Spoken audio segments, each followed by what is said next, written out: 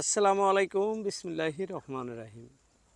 Abdul farming live YouTube চ্যানেলের পক্ষ থেকে দর্শক আপনাদের সবাইকে সাদর আমন্ত্রণ। আশা করি সবাই ভালো আছেন।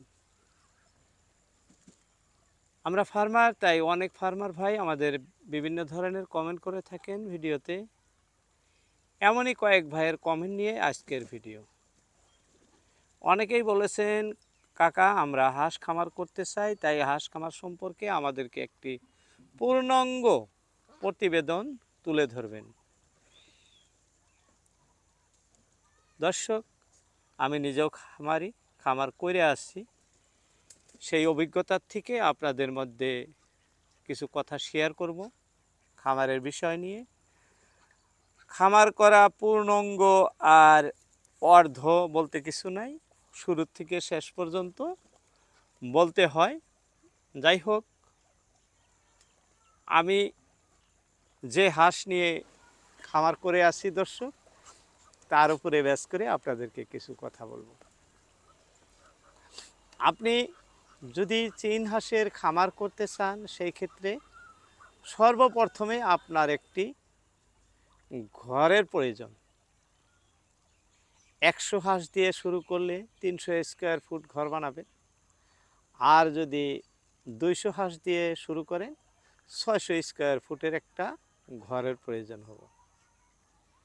যাই হোক, 500 দিয়ে করলে 3-5-1500 স্কোয়ার ফুট, এটি আপনাদের ঘর, যেটা প্রথমে প্রয়োজন। এখন আপনাদের বাচ্চা, চীন হাঁসের বাচ্চা সংগ্রহ করা কিছু কিছু জায়গায় খুব কঠিন হয়ে পড়ছে, কারণ পার্শ্ববর্তী কোনো চীন হাঁসের খামার নাই, যার জন্য অসুবিধা।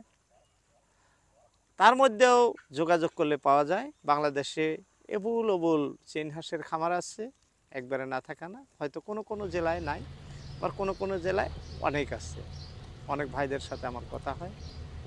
আর যাই হোক, আপনারা যারা চীন হাঁসের খামার করা ইচ্ছুক বা করবেন বা করতেছেন, সবাইকেই বলতেছি একই কথা। ভালো হ্যাচারির থেকে চীন হাঁসের বাচ্চা ক্রয় করবেন, এ গ্রেডের বাচ্চা, অর্থাৎ যে বাচ্চার কোনো নাভি কাঁচা নাই, কোনো ধরনের দুর্বল নাই, অর্থাৎ সবল বাচ্চা। বাচ্চাগুলো আমি আপনাদেরকে দেখাবো ভিডিওতে কী টাইপের থাকে। সবল বাচ্চা আপনারা ক্রয় করে নেবেন। নেওয়ার পরে বাচ্চাগুলোকে আপনারা সবসময় জিরো দানা, আমাদের ভারতবর্ষে গডরেজ কোম্পানির দানা নাম্বার 1 দানা, আমরা সেটা খাওয়াইয়া থাকি। জিরো দানা অর্থাৎ প্রি-স্টার্টার দানাটা প্রথমে, বর্তমান বেশি দিন খাওয়াইতে হয় না, 10 থেকে 15 দিন খাওয়াইলেই হয়ে যায়। তারপরে স্টার্টার কিছুদিন খাওয়াইলেই হয়ে যায়। ও আরেকটি কথা, বাচ্চা সংগ্রহ করার পর হ্যাচারির থেকে যেহেতু ফুটার সঙ্গে সঙ্গে আপনাদের বাচ্চা দিয়ে দেয়, সেই ক্ষেত্রে এতদিনও তো বেশি তাপ দেওয়া লাগতো, এখন ওই রকম লাগবে না। 6 থেকে 7 দিন গরমের ভাপ এসে গেছে আমাদের এখানে। তা 6 থেকে 7 দিন আপনাদের মিনিমাম একটা টেম্পারেচারে বাচ্চা রাখতে লাগে। যেনারা জানেন তেনারা তো তা মানে তা দিতে পারেন, যেনারা না জানেন আপনাদের বলছি, বাচ্চা তা দেওয়ার মানে টেম্পারেচার লাগে আপনার 7 থেকে 8 বা 9 এর ভিতরে রাখবেন। অর্থাৎ 38 যদি থাকে, যতটুক বাচ্চা ফুটতে লাগে টেম্পারেচার, ততটুক তাপের মধ্যে রাখবেন। বা ফার্মাসি আছে, ওখান থেকে একটা রুম টেম্পারেচার থার্মোমিটার আইনা আপনার হ্যাঁসের হাতে, যেখানে বাচ্চা হ্যাঁস দেবেন সেখানে কিন্তু রাইখে দেবেন। অনেকেই বাচ্চা মাইরে ফেলান। যাই হোক, এই বিষয় নিয়ে অন্যদিন বলবো। ওই হিসাবে তা দিবেন, আপনার বাচ্চা সুস্থ সবল হব। খাইতে দিবেন 30 লিটার দানা, সঙ্গে পার্শ্ববর্তী পানি দিয়ে রাখবেন। এবং অ্যান্টিবায়োটিক, নর্মাল অ্যান্টিবায়োটিক 3 দিন দিবেন একবার করে। 1 লিটার পানিতে অর্থাৎ 1 গ্রাম করে পাউডার, অর্থাৎ 1 চা চামচ ভর্তি করে দিবেন না, পেটে রাইখা মানে সই সই করে 1 চা চামচ করে অ্যান্টিবায়োটিক মেডিসিন দিয়ে সেই পানি গুলে খাইতে দিবেন। এইভাবেই 3 দিন দিবেন, একবার করে 3 দিন 3 বার, এর বেশি দিতে লাগে না। আর যেহেতু আপনি ভালো কোম্পানির ভালো দানা খাওয়াবেন, সেই ক্ষেত্রে আপনার কোনো ধরনের মেডিসিন ব্যবহার করার প্রয়োজন নাই চীন হাঁসে। যে যতই বলুক, কোনো প্রয়োজন হয় না। আমি নিজে করতেছি, নিজে জানি, সেখান থেকে আপনাদের মধ্যে শেয়ার করতেছি। এতে গেল বাচ্চা তা দেওয়ার কথা এবং দানা খাদ্য খাওয়ানোর কথা। 1 মাস বয়স হওয়ার সাথে সাথে আপনি স্টার্টারের সাথে গমের ভুসি 50% গমের ভুসি, 50% দানা 10-12 দিন খাওয়াবেন। তারপরে গমের ভুসি 70%, মানে 25% দানা খাওয়াবেন। তার আমার পাশে কিচ্ছু মানে নাই, যা ভাগতো, দেখেন তো অবস্থাটা, কাপড় নষ্ট করে দিতেছি আমার, আর জায়গা নাই, না জায়গা নাই। যাই হোক দর্শক, ভাই ভাই দেখছেন দেখছেন কীভাবে ধরছে। আচ্ছা হ্যাঁ দর্শক, বলতেছিলাম 70% গমের ভুসি, 20% দানা খাওয়াবেন, অর্থাৎ শতকরা 75 ভাগ আর 25 ভাগ মিলাই।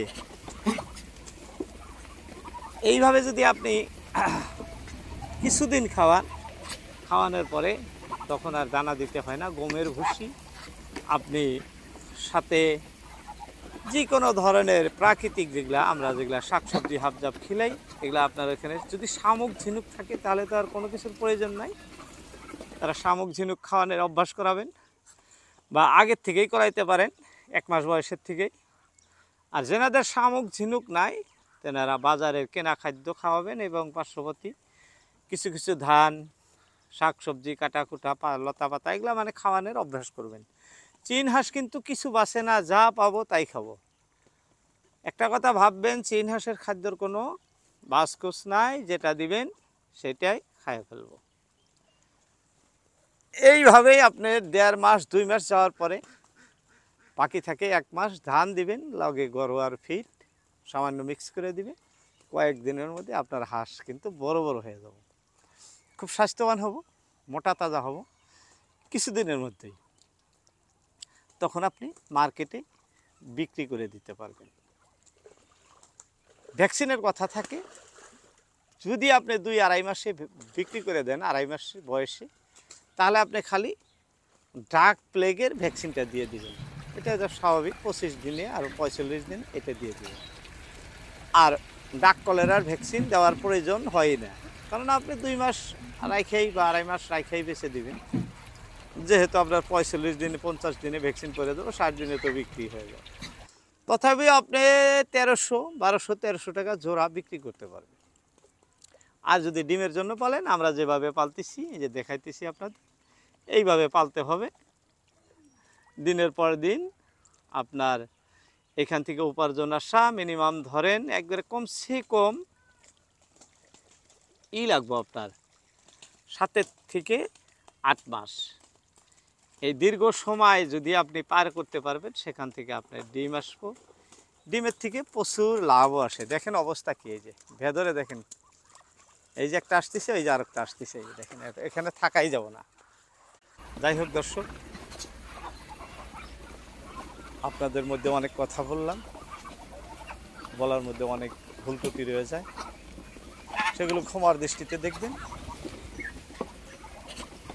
আরেকটি কথা বলা জরুরি, খুব জরুরি, কারণ চীন হাঁস নিয়ে একটু সমস্যা রাখবেন না, একটু সমস্যা করবেন না, কোনো ধরনের সমস্যা নাই,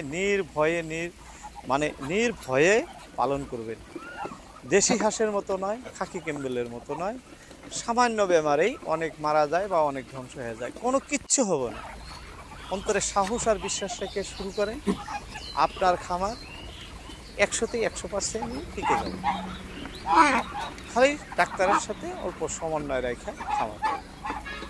যাই হোক, আজকের মতো টানছি, কথা হবে অন্য কোনো দিন। আসসালামু আলাইকুম।